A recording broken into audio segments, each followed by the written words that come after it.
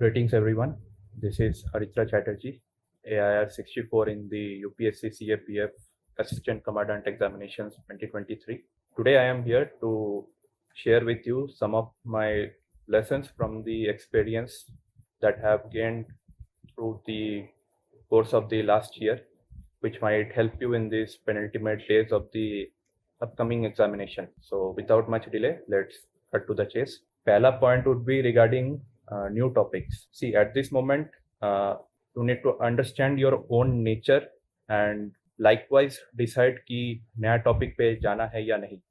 There shouldn't be any grudges inside you while attempting the examination. अगर आपको लगता है कि in this days कि वो particular topic जो आपका अभी तक हुआ नहीं है आप उसको कर सकते हो within say 1 to 2 days, then you can go for it, or else it would be better to leave it at this moment if it is a very heavy topic regarding, say for example, the climatology part of the geography, etc. Okay, the second point would be regarding mock test and test series. तो इसको ना तो ignore करना है और ना ही इसको ज़्यादा दिल पे लेना है. मॉक टेस्ट दो अभी फिलहाल, पेपर 1 का, पेपर 2 का भी, बोथ. एंड मॉक टेस्ट का जो नंबर है, वो जो नंबर आएगा, कोशिश करो कि वो, अगर मान लेते कि इस साल किसी का टारगेट अगर 140 भी होता है, तो अगर अराउंड 120 या 110 अगर आ रहा है तो फिर भी ठीक है, you are on right path. But अगर उससे भी कम आ रहा है, then you need serious consideration. So mostly वही है कि मॉक का नंबर पे उतना फोकस मत करो, but try to identify the lacuna. Say for example कि अगर कोई पर्टिकुलर क्वेश्चन आपसे अटेम्प्ट नहीं हो रहा है एंड वो अगर कोई जनरल टॉपिक से आ रहा है, then try to identify that and then after getting the test analysis go through that topic once again from the sources that you have been referring to. And second would be to use the mock test series to develop the MCQ solving aptitude. इसके ऊपर थोड़ा ज़्यादा काम करो कि जो question जो attempt करने का जो एक टेक्निक होता है, या फिर जो एक सिक्स सेंस जो काम करना होता है कि इसको एलिमिनेट करेंगे या फिर ये हो नहीं सकता पर्टिकुलरली इस टॉपिक के लिए, तो वो क्वेश्चन करते करते आएगा. तो you need to practice mock test and test series. It would help you in the course of your preparation on a large scale. And regarding this only, the another point would be कि excessively test नहीं लगाना है कि दिन में 2-3 mock test दे दिया बस वैसे ही, वो नहीं करना है. आप पर्टिकुलरली आप एक दिन में एक ही टेस्ट दो, फुल लेंथ हो या फिर eight this moment full length would be better, but subject wise full length भी आप दे सकते हो. तो दे के उसको फिर टाइम लेके एनालिसिस करो उसके. तो बिना एनालिसिस के टेस्ट सीरीज का कोई मतलब नहीं बनता. फिर नेक्स्ट पॉइंट होगा वो रिगार्डिंग पेपर 2 के रिगार्डिंग होगा कि पेपर 2 के प्रैक्टिस रोज कुछ ना कुछ करो. लाइक मैं अपने लिए तो टाइम स्लॉट बना लिया था कि जैसे पेपर जब अटेम्प्ट करूँगा कि ऐसे के लिए 20 मिनट्स एंड फिर रिपोर्ट राइटिंग के लिए 10 to 12 मिनट्स, ग्रामर के लिए 10 मिनट्स. तो ऐसे करके जो सेग्रीगेशन है उसके ऊपर अब ज़्यादा एम्फोसिस दो कि जब टेस्ट अटेम्प्ट करोगे तो पर्टिकुलरली वॉच लेके बैठो एंड उसको चेक करते रहो कि अगर कोई ऐसे अटेम्प्ट कर रहे हो एंड 20 मिनट्स के अंदर मान लो आपका नहीं हो रहा है, so then leave it for that moment, go to the next part. क्योंकि क्वेश्चन छोड़ने से आपको if you compare, then the number जो आपको मिलेगा एक क्वेश्चन छोड़ने के मुताबिक एक क्वेश्चन को अच्छे से कंप्लीट करने में, वो लेस होगा as compared to attempting another question. So more paper completion के ऊपर ज़्यादा फोकस करो. ये मेरा खुद का एक्सपीरियंस के अनुसार मैं बोल रहा हूँ. And another thing would be कि डेली फुल लेंथ टेस्ट लगाने की ज़रूरत नहीं पेपर 2 की. आप 2-3 दिन में एक लगा सकते हो, मगर बाकी दिन कुछ ना कुछ करो. आप 2 ऐसे, एक आर्ग्यूमेंट, एक रिपोर्ट, ऐसे करके कुछ ना कुछ आप करते रहो. ये डेली बेसिस पे होना चाहिए. एंड जो एक्सपेक्टेड टॉपिक्स है उसके रिवॉल्विंग ये जो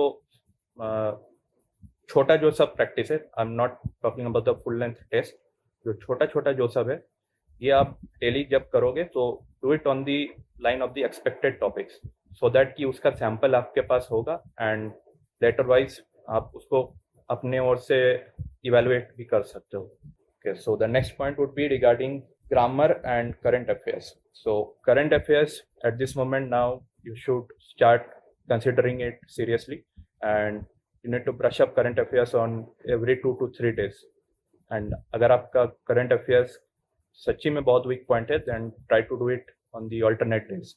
And grammar plays an important role in paper 2. We all know कि paper 2 में 25 marks out of 200 solely grammar section का रहता है. So do not neglect the grammar portion. कोई भी YouTube videos देख लो. I'm not able to recall the name of the channel, but बहुत सारे YouTube चैनल में आपको मिल जाएगा वैसे कि स्पेसिफिकली कि जो ग्रामर फॉर CAPF-SC अब सर्च करके आप देख लो. एंड जो ग्रामर पोर्शन में जो फ्रेजेस लेके जो सेंटेंस फॉर्मेशन होता है, try to actively do that. उसमें अगर मान लो ऐसा दिया हुआ है फ्रेज की डील इन, तो जब आप सेंटेंस कंस्ट्रक्ट करोगे तो वो ना तो डेल्ट इन होना चाहिए और ना ही डील्स इन होना चाहिए, वो डील इन ही होना चाहिए.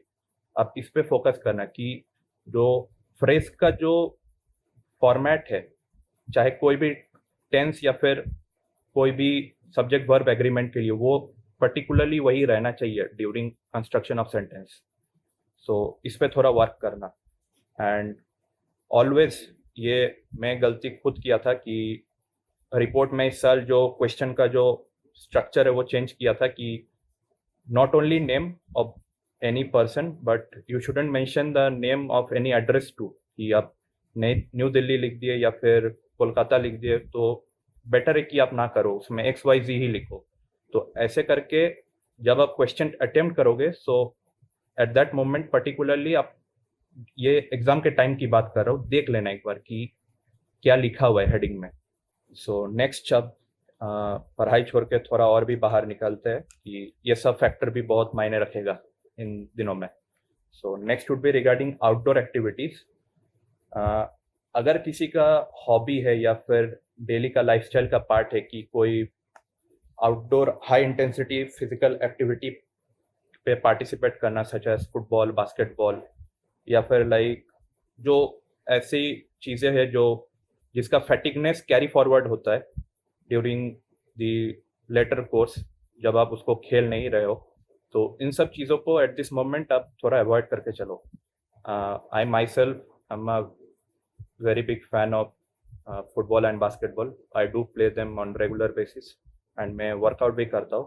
बट मैं अपने एग्ज़ाम के 2-3 हफ्ते पहले मैं ऑलमोस्ट इसको 0 में ला दिया था, क्योंकि वो उसका जो फैटिकनेस का जो कैरी फॉरवर्ड बाद में होता है वो बहुत इफेक्ट करता है इन दी कॉन्सेंट्रेशन लेवल, तो प्रोडक्टिविटी हैम्पर हो सकता है. And eight this moment you need utmost productivity with the, I would से the fire on the belly.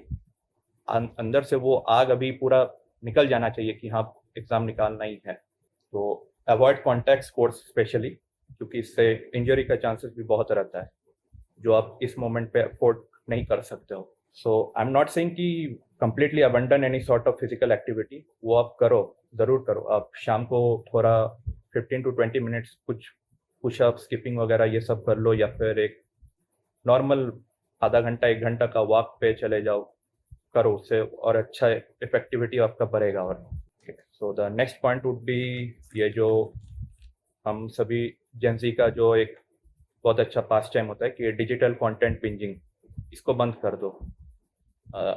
Specially Insta और FB पे देखना रील्स वगैरह, किलोमीटर पे किलोमीटर रील्स स्क्रॉल करना, ये सब अभी फिलहाल एट दिस मोमेंट ये बंद रहना चाहिए.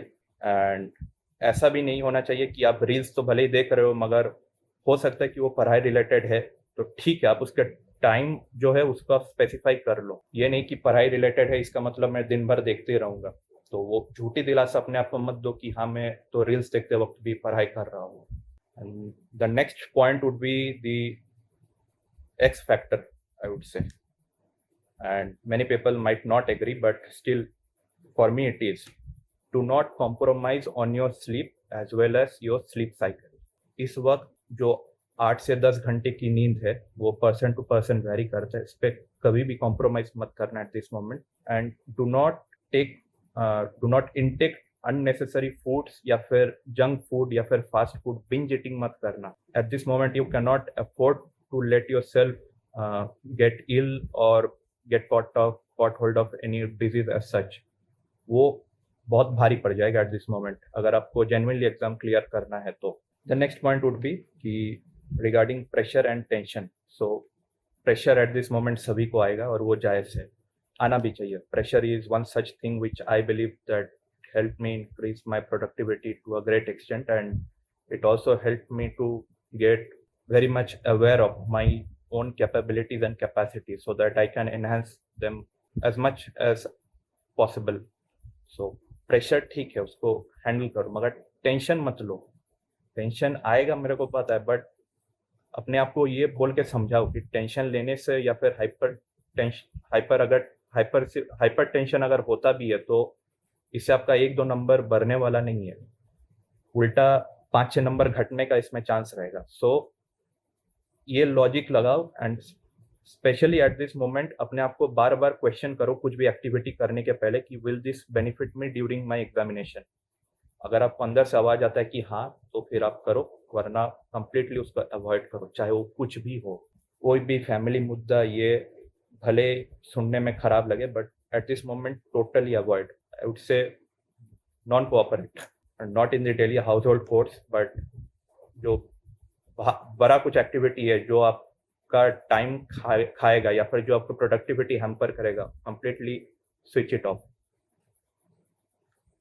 So this was all from my side for now. The final concluding statement which I'd like to make is daily 10 से 12 घंटा स्टडी करो at this moment. It is necessary and you must do it, क्योंकि अभी नहीं तो और कभी नहीं, we all know that. And जो ये 10 से 12 घंटे का जो स्टडी का जो टाइम है, ये टाइम थोड़ा बहुत फिक्स करके रखो, या फिर ऐसा भी नहीं कि अगर आप अपने स्लीप को कॉम्प्रोमाइज़ करके आप स्टडी कर रहे हो. Both the thing should go hand in hand. किसी को कॉम्प्रोमाइज करके कुछ करना at this moment, don't do that. And वही कि पेपर 2 की जो टर्मिनोलॉजीज, टेम्पलेट या फिर डेटा, फैक्ट्स एंड फिगर्स जो आप बना के रखे हो, उसको आप थोड़ा ब्रशअप करते रहो ऑन डेली बेसिस. पेपर 2 में स्पेसिफिकली जब आप कुछ लिखने वाले हो फैक्ट्स एंड फिगर्स, तो जैसे अप्रॉक्सीमेट या फिर अबाउट, ये सब टर्म यूज़ करो, ताकि जो पिन पॉइंटेड अगर कुछ होता है डेटा, तो उसको आप थोड़ा राउंड ऑफ करके भी चला ले सकते हो कि वो गलत नहीं होगा. क्योंकि आप अगर लिख दोगे मान लो कि 5 ट्रिलियन, जबकि वो अगर है कि 5.3 ट्रिलियन, तो फिर वो गलत माना जाएगा. मगर आप अगर लिख दोगे कि अप्रॉक्सीमेट 5 ट्रिलियन, तो that would be a considerable fact. So वही है कि and don't try to mug up new data, facts and figures at this moment. Paper 2 में मैं तो ये खुद मानता हूँ कि डेटा, फैक्ट्स एंड फिगर्स के बदले जो आपका सिंक है या फिर जो फ्लो है आपकी राइटिंग में, जो लूसिडिटी है एंड जो फॉर्मेट है, that plays a very big role. And मेरा पेपर 1 का मार्क्स भले ही आई थिंक कि थोड़ा बहुत कम होगा, मतलब I don't know, but around 130 और लेस देन 130 आई गेस. मेरा पेपर 2 में ही अच्छा गया होगा. So let's see, but based on my experience I am telling you this कि डेटा, फैक्ट्स एंड फिगर्स के पीछे मत भागो. ऐसे पढ़ने में अच्छा लगना चाहिए कि जब कोई रीडर उसको रीड कर रहा है, उसका फ्लो नहीं टूटना चाहिए, और इंफॉर्मेशन का बुलेटिन नहीं लगना चाहिए कि हाँ, हर एक पैराग्राफ में कुछ ना कुछ डेटा, फैक्ट्स एंड फिगर्स डाल के बैठा हुआ है. वो नहीं होना चाहिए. पढ़ के अच्छा लगना चाहिए एंड एक ऑप्टिमिस्टिक ऐसे होना चाहिए. So that's it from my side until now. And अगर आपका कुछ और क्वेरीज वगैरह है तो आप पूछ सकते हो कमेंट सेक्शन में. I along with sir will definitely help you on this. बाकी पढ़ते रहो एंड करते रहो, and all the best to everyone for the 24 attempt. Thank you.